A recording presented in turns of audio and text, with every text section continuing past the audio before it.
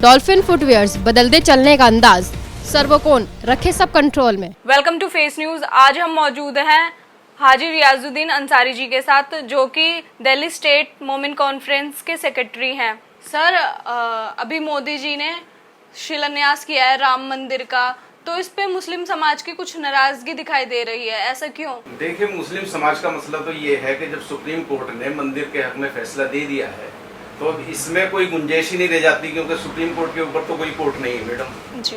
Supreme court का फैसला आ गया, लेकिन मोदी जी को ये चाहिए था कि इस टाइम देश के अंदर जो बड़ी महामारी चल रही है, तो ये शिलान्यास या जो भूमि पूजन करा जा रहा है इस टाइम को ना करते हुए, और इसको आगे चल के जो भी हालात देश के सही होते और मतलब ठीक कंडीशन होती उस टाइम पे जाके उनको जो करना था वो कर लेना चाहिए था, क्योंकि जाहिर सी बात है कि फैसला तो मंदिर के हक में सुप्रीम कोर्ट दे चुका है। अब इसमें मुसलमानों को नाराज होने से या किसी भी बात से कोई फायदा है ही नहीं, क्योंकि इस टाइम जो है सबसे बड़ा मसला दुनिया के अंदर जो है वो कोरोना वायरस से लड़ने का मसला है।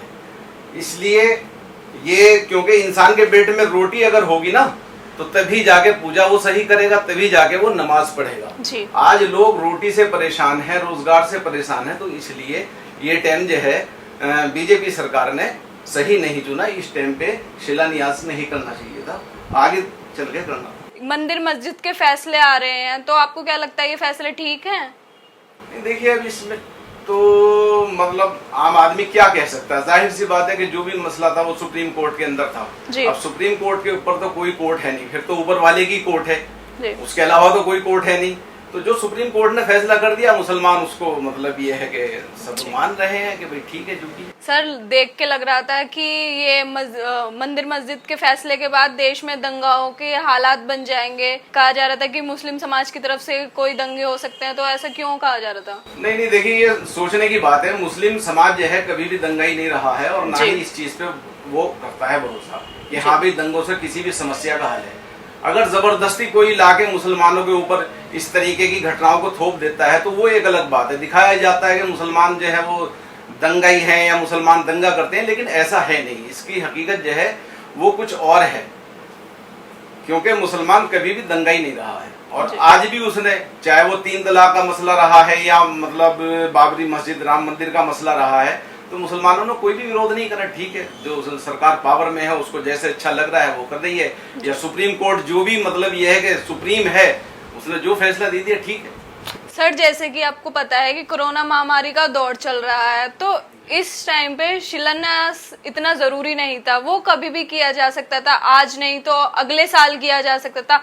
अभी जरूरी था कि देश को आर्थिक संकट से निकालने की, तो इस पे आप क्या कहेंगे? देखिए, इस टाइम तो सबसे पहले हमारे प्राइम मिनिस्टर साहब को, नरेंद्र मोदी जी को, देश के ऊपर जो महामारी ये आई हुई है इससे लड़ने के लिए लोगों को बिजनेस के ऊपर ध्यान देना था, बेरोजगारी के ऊपर ध्यान देना था, और सारे काम इस तरीके से, जैसे कि हॉस्पिटलों के अंदर परेशानी है, आज लोग हॉस्पिटलों में जा के परेशान है और उनको ट्रीटमेंट नहीं मिल पा रहा है, तो मोदी साहब को चाहिए था कि वो इस चीज पर फोकस करते, ना कि ये मंदिर मस्जिद ये जो है ये तो मान लो हमारे जो धर्म गुरु हैं ये उनका काम है, ना कि प्राइम मिनिस्टर का काम है। प्राइम मिनिस्टर को तो सबसे पहले देश को देखना है, क्योंकि उनको जो चुन के भेजा गया है प्राइम मिनिस्टर साहब को, वो देश को तरक्की दिलाने के लिए, कि भाई एक मतलब ये है कि देश हमारा आज किस कंडीशन में है। आज बुरा हाल है, लोग कारोबार से परेशान हैं, लोग भूख से परेशान हैं, लोग बीमारी से परेशान है, जूझ रहे हैं, लोग तमाम बीमारी से जूझ रहे हैं। छोटे छोटे हॉस्पिटल बंद पड़े हुए हैं, वो पेशेंटों को नहीं ले रहे हैं। बड़े हॉस्पिटलों में जाके 5-5 लाख के 10-10 लाख के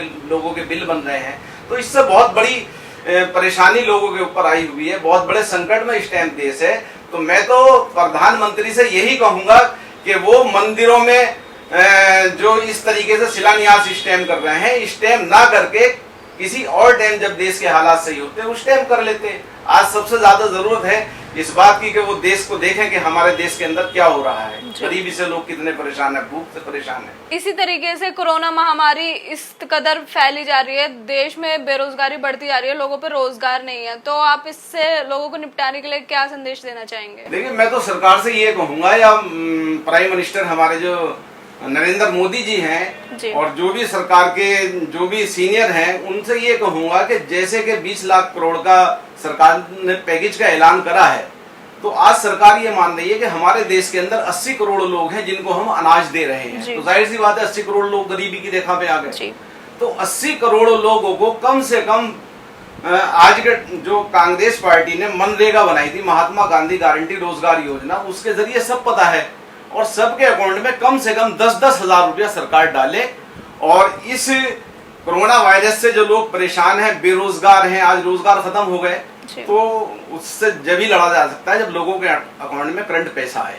अनाज तो सरकार दे ही रही है, जाहिर सी बात है, लेकिन पहिए को घुमाने के लिए लोगों की जेब में कैश पैसे का होना बहुत जरूरी है, तभी जाके सरकार का पहिया घूमेगा।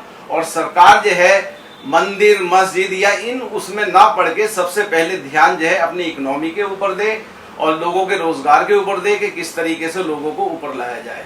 क्योंकि आज जो है इतना बुरा हाल है कि कोई कारोबार जो है बिल्कुल ठप पड़े हुए हैं, कुछ नहीं चल रहा है। हम भी एक बिजनेसमैन है, छोटा सा स्मॉल इंडस्ट्री जो है अपना, लेकिन बिल्कुल ठप पड़ा हुआ है।